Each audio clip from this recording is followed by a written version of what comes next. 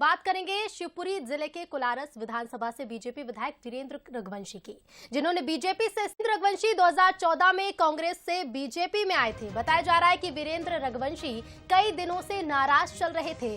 Ticket कटने की भी आशंका जताई जा रही है। वीरेंद्र 2 सितंबर को कांग्रेस में शामिल हो सकते हैं। शिवपुरी से उन्हें कांग्रेस उम्मीदवार भी बनाया जा सकता है।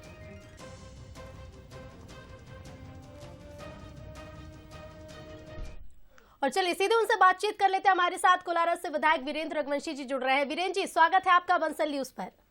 नमस्कार। वीरेंद्र जी, सबसे पहले सवाल यही बनता है, चुनाव के इतने कम समय पहले आपने पार्टी से आज इस्तीफा दे दिया है, क्या मुख्य वजह इसके पीछे की मानी जाए? मैं संक्षिप्त में बताना चाहता हूं जी कि जब से 3.5 साल से जोड़ तोड़ की सरकार भारतीय जनता पार्टी नेतृत्व ने सिंधिया जी के सहयोग से मंत्रियों को, जैसा लोग कहते हैं कि करोड़ों रुपए दे करके बना ली, तब से आज तक 3.5 साल में सिंधिया जी के मंत्री और उनकी टीम ने, जो मूल भाजपा के हम कार्यकर्ता थे, जिन्होंने आदरणीय पवैया जी के चुनाव में लोकसभा में काम किया, आदरणीय केपी यादव जी सांसद का वर्तमान में काम किया, उसकी सजा के रूप में हमारे घर में आकर ही हमको बिना रोए चिल्लाए देने बिना रोज मारपीट हमारी हो रही है। राजनीतिक तौर पर मुकदमे लगाए जा रहे हैं, विकास कार्य में रोड़ा अटकाया जा रहा है। दर्जनों बार माननीय मुख्यमंत्री जी, प्रदेश अध्यक्ष जी, संगठन मंत्री जी को और अनेक शीर्ष नेतृत्व को मेरे द्वारा, अनेक मूल भाजपाई कार्यकर्ताओं के द्वारा ये अवगत कराया गया। लेकिन हमारी पीड़ा सिंधिया जी के सरकार बनाने के एहसान से बहुत छोटी पड़ रही है और उस पीड़ा से हम लोगों को निजात नहीं मिल पाई। मैंने सारी पीड़ा विधायक दल की बैठक में भी रखी, मुख्यमंत्री जी से 1 to 1 चर्चा में भी रखी। अभी कोर कमेटी की बैठक थी 2 महीने पहले सीएम हाउस में, 15-20 लोग हम मौजूद थे, प्रभारी मंत्री सहित सारा संगठन था। तब मैंने निवेदन किया कि 5 मिनट प्रभारी मंत्री जी की करतूतें जो मेरे विधानसभा में वो कर रहे हैं शिवपुरी जिले में, चाहे वो करप्शन को लेकर हो, चाहे वो कैरेक्टर को लेकर हो, मैं आपसे चर्चा करना चाहता हूं। पर मुख्यमंत्री जी ने सुनना उचित नहीं समझा, मेरी आवाज को दबा दिया। जब मेरी आवाज को कोर कमेटी की बैठक में, जिले की कोर कमेटी की बैठक जो सीएम हाउस में हुई, उसमें भी मुझे नहीं बोलने दिया। मैंने निवेदन किया कि भाई साहब 3 महीने चुनाव के बचे हैं, अगर प्रभारी मंत्री का इतना ही हस्तक्षेप कोलारस में रहना है, हमें काम नहीं करने देना, भूमि पूजन नहीं करोगे, लोकार्पण नहीं करोगे, एसडीएम तुम्हारा नहीं होगा, सिपाही तुम्हारा नहीं होगा, पटवारी तुम्हारा नहीं होगा, पुलिस का एसडीओपी टीआई हमारा नहीं होगा, तो मैंने मुख्यमंत्री जी को कहा सबके समक्ष कि माननीय प्रभारी मंत्री जी को कोलारस से चुनाव लड़ा दीजिए, मुझे आवश्यकता नहीं है ऐसे चुनाव की।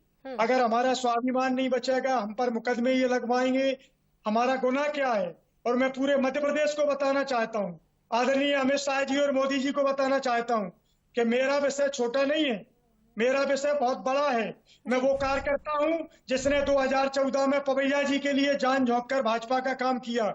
मैं वो कार्यकर्ता हूं वफादार भाजपा का, जिसने केपी यादव जी के चुनाव में एक गिलहरी के बराबर काम किया हो, लेकिन चुनाव में काम किया।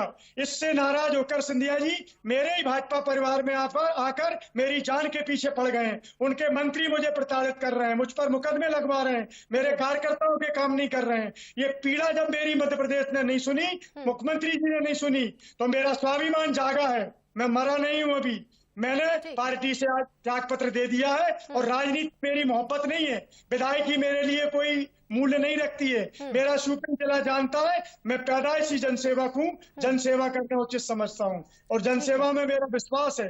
केवल पदों पर बने रहना मेरा विश्वास नहीं है। कांग्रेस भाजपा से टिकट लेकर विधायक बनना मेरा कोई शौक नहीं है। जनता जनार्दन आवाज देती है कि आप विधायक बने, हम आपको विधायक बनाएंगे, आप ज्यादा सेवा करिए।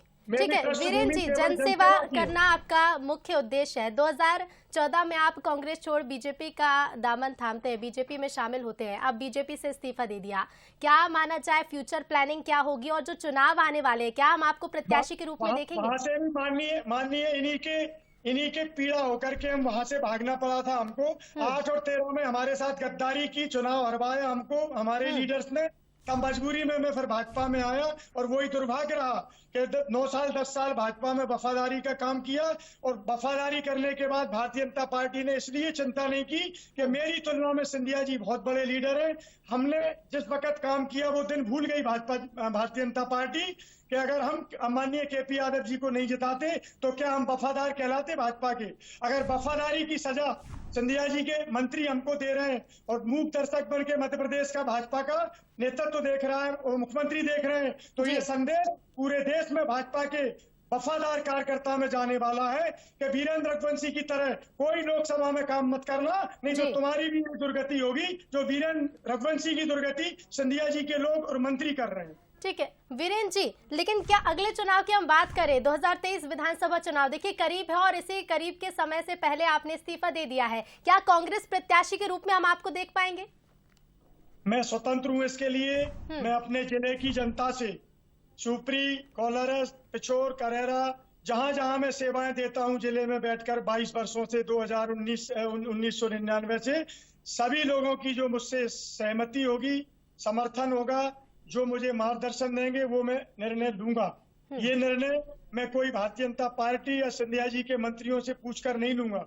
मैं केवल इतना पूछना चाहता हूं आपकी बंसल न्यूज की प्लेटफॉर्म के माध्यम से कि क्या भारतीय जनता पार्टी का नेतृत्व ये पूछेगा कि सार्वजनिक रूप से प्रभारी मंत्री शिवपुरी रिश्वत लेने को भगवान की पूजा और प्रसाद मानते हैं और ये आपको चढ़ाना पड़ेगा, ये प्रमाणित करते हैं, तो ये भारतीय जनता पार्टी के नेतृत्व में क्या हमारी नीति और रीति में समाहित कर लिया है जी।